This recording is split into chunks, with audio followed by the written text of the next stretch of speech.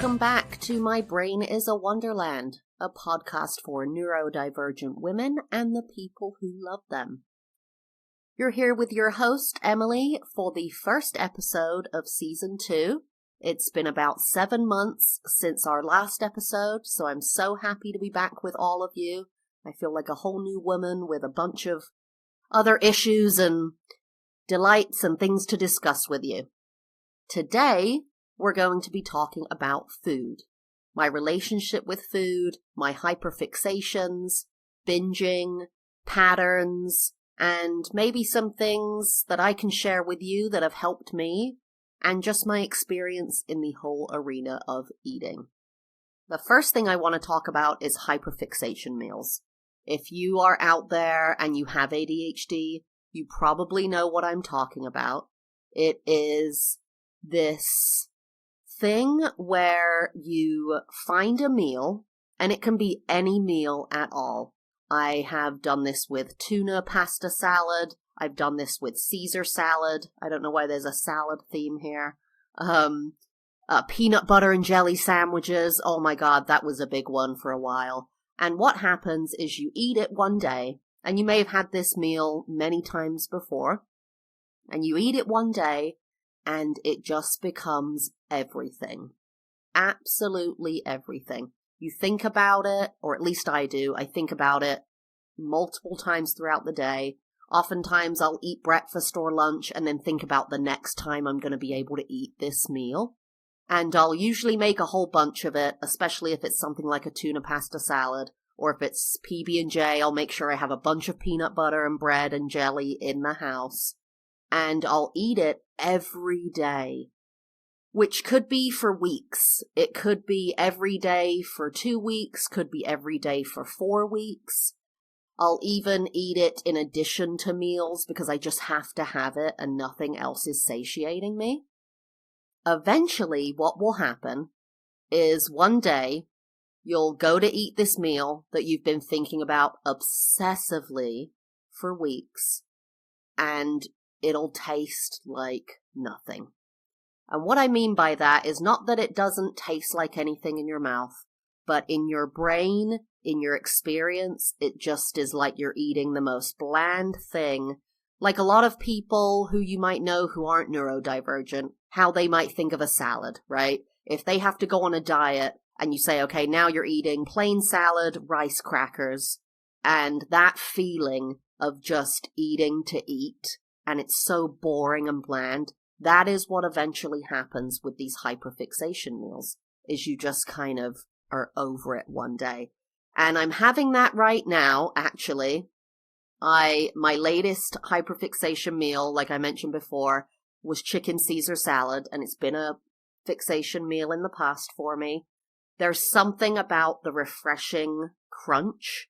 I often fixate on, not often, but sometimes there'll be a crunchy aspect to that, and I'm wondering if that's a sensory feeding thing, that I like crunchy texture, like cucumbers, lettuce, things like that.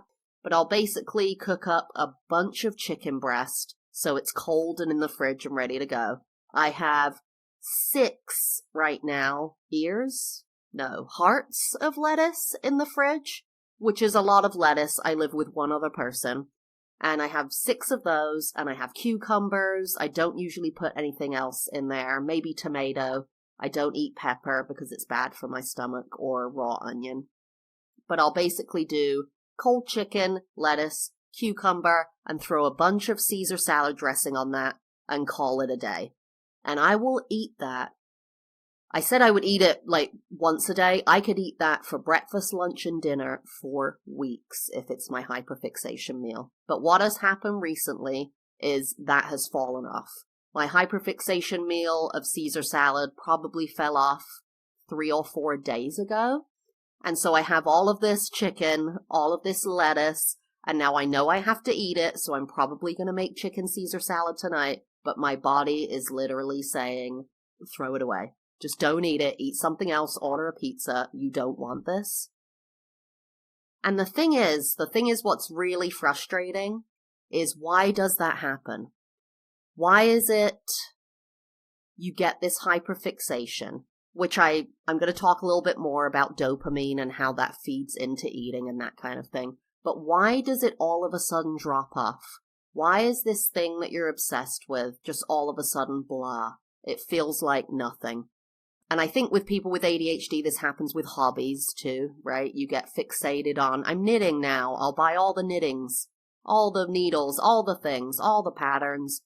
4 weeks later, I'm over it, it sits in the closet. Now I'm into growing my own herbs. I buy all the herbs, all the pots, and now there's dead herbs in pots 6 weeks later in your yard. I want to get a little bit into where this actually comes from. I don't want this to be a science-focused or research-focused podcast. I really want this to be about my experience. But I do want to talk about where I know from my own research where this comes from. And what happens is that with people who have ADHD, they're generally lacking a particular gene. And I'm not sure what the gene is. I don't care. Like I said, this isn't trying to be a science podcast. But that gene, or lacking that gene, or having a mutation of that gene, makes it difficult for your neurons in your brain to respond to dopamine. So what dopamine is it's something that's released in your body, again, not a science podcast, and it gives you feelings of pleasure, and it helps regulate attention. Ding, ding, ding. Sound familiar? So a lot of people with ADHD will suffer from depression because they simply don't have, for many reasons, obviously, we're going through a lot, but oftentimes because they're lacking in dopamine, that feeling of pleasure is not there, and you have to seek it out with certain things, like hobbies, food, doing crazy things sometimes, impulse control issues where you're like, I'm seeking out this thing that seems a little strange or a little bit out there because you're lacking in dopamine, and those things give you dopamine. When you eat, it generally releases dopamine, but there are certain foods that give you more of a kick of dopamine or give you more of that rush of dopamine that feels so ever-present when you eat. And a couple of those things are carbohydrates and sugars. So I love to eat pasta, okay? I could eat plates of pasta till the day is done.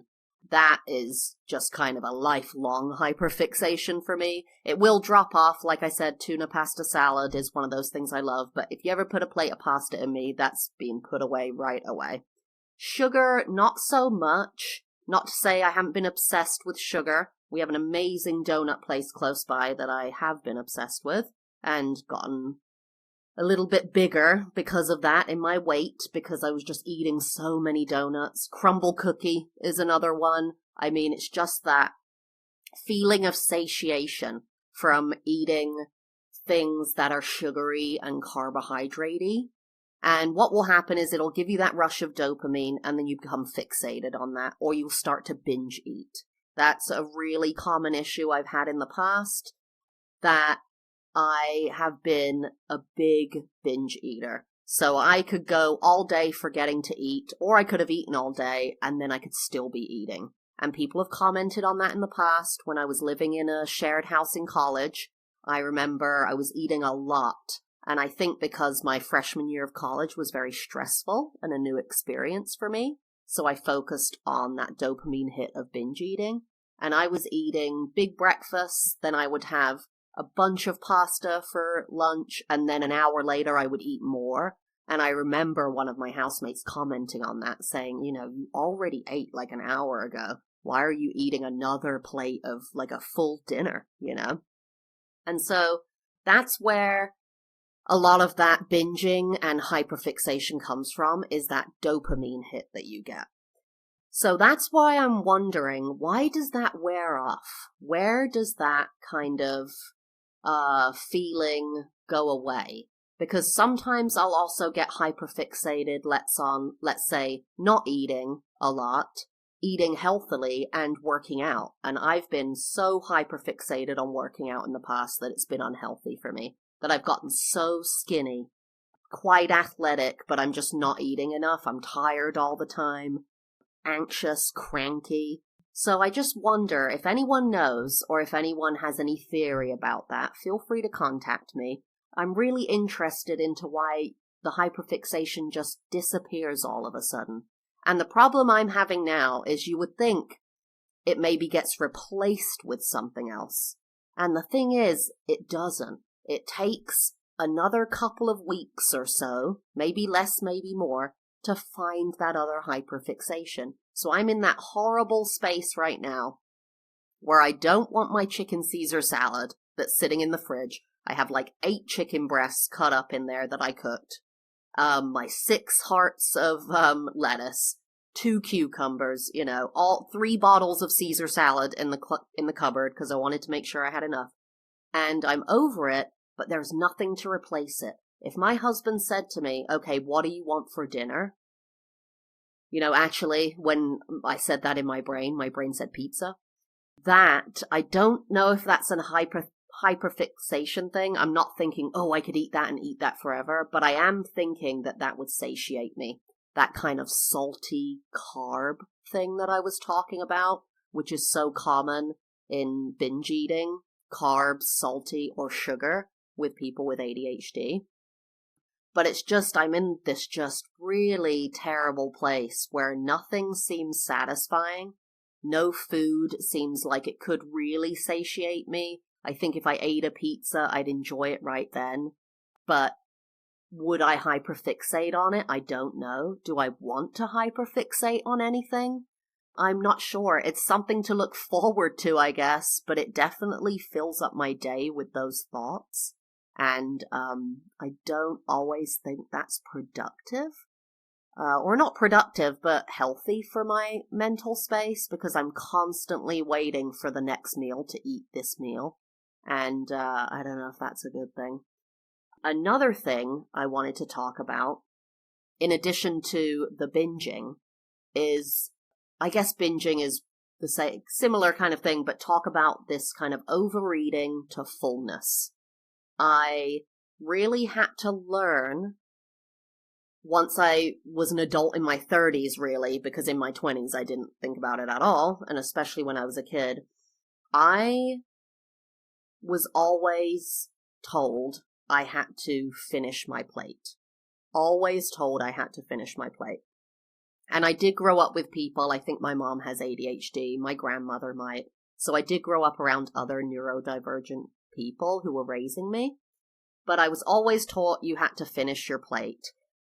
However, I'm not even sure if that was really where this came from, where this feeling of fullness is just so satisfying.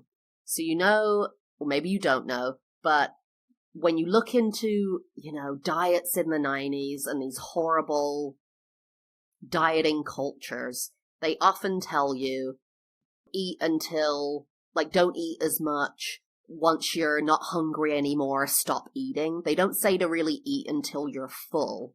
They say, wait until you're hungry.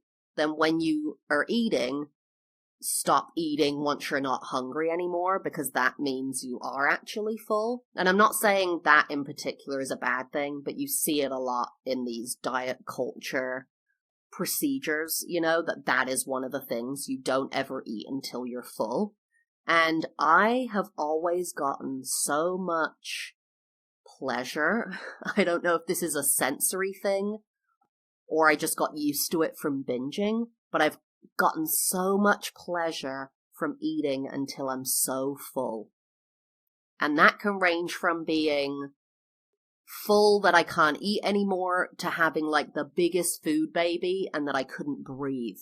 I mean, I've been in situations where I've eaten so much food that I have to shallow breathe because I cannot fill my lungs. That's not good. I'm talking about diet culture is not good.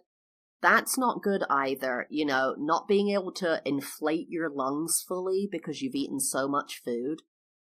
And I'm not talking about doing this every once in a while, because that's fine. If you, have fun, go to the buffet. I love a good Indian buffet and will eat until I can't eat anymore. But this is something that I used to do daily at every meal. That, my breakfast had to be filling. My lunch had to be filling, and my dinner before I went to bed had to be super filling.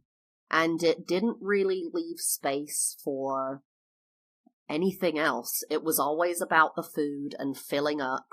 And that makes me physically very uncomfortable. I have irritable bowel syndrome as well, which is often diagnosed with neurodivergency.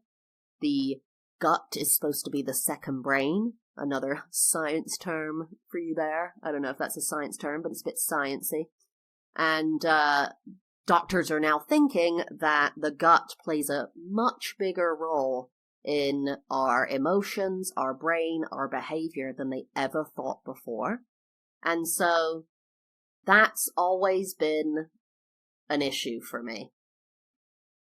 Filling up, binging till I'm full, and this hyperfixation thing. And I mean, I remember, I'm having a flash now from when I was in high school, and this is one of the times for a year or so, I was vegetarian for a year, and I was obsessed with working out. I mean, obsessed to the point that it was unhealthy. My breasts got really tiny, my period stopped, like I lost so much weight and wasn't eating at all.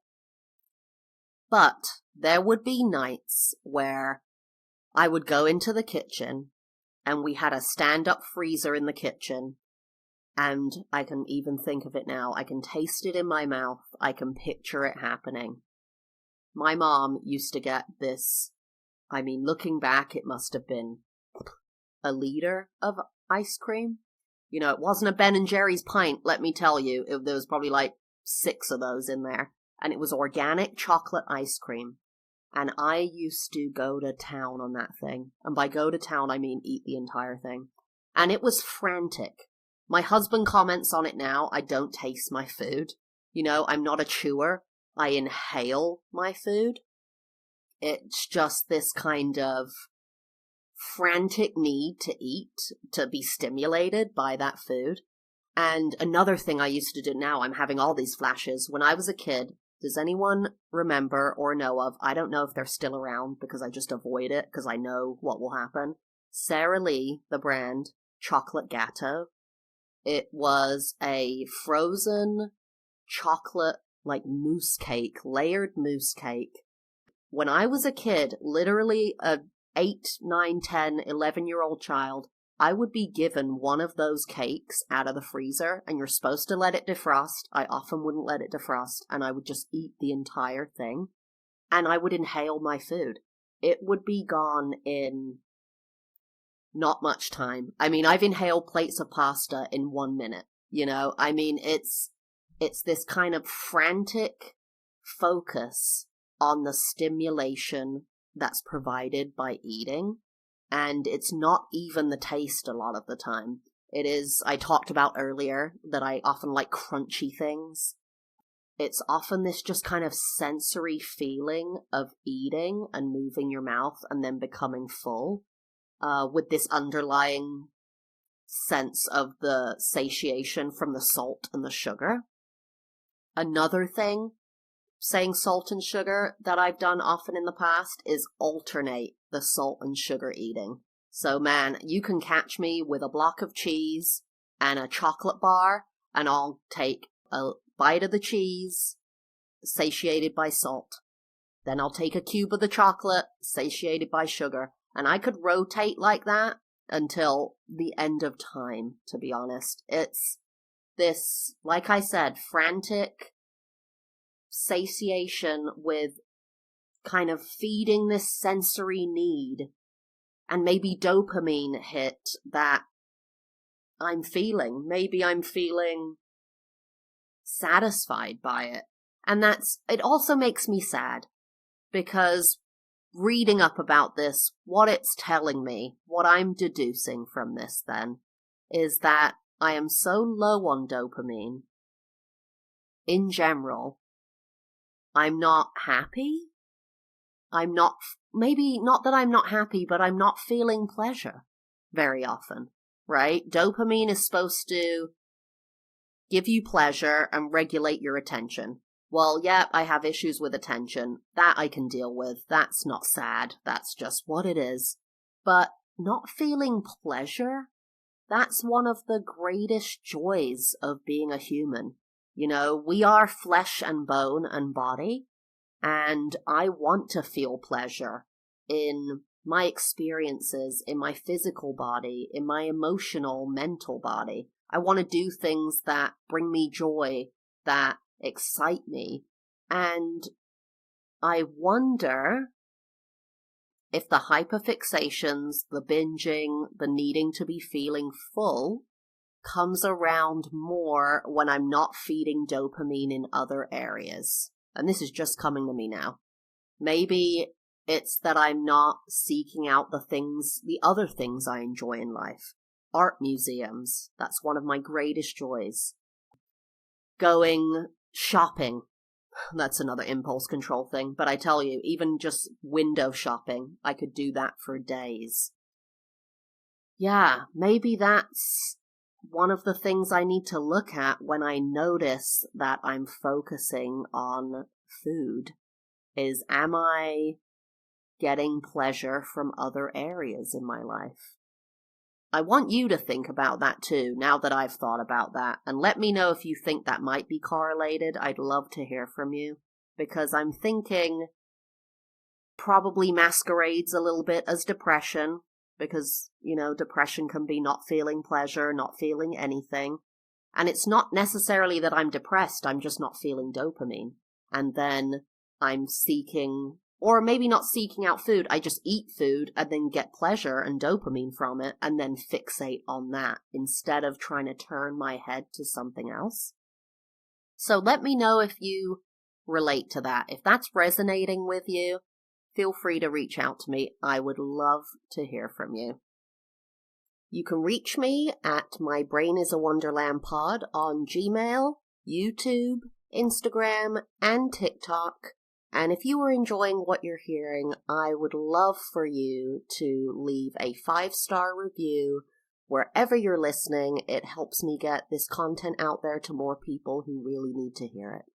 So I hope you have a great rest of your day, and I'll see you again on My Brain Is a Wonderland, Season 2.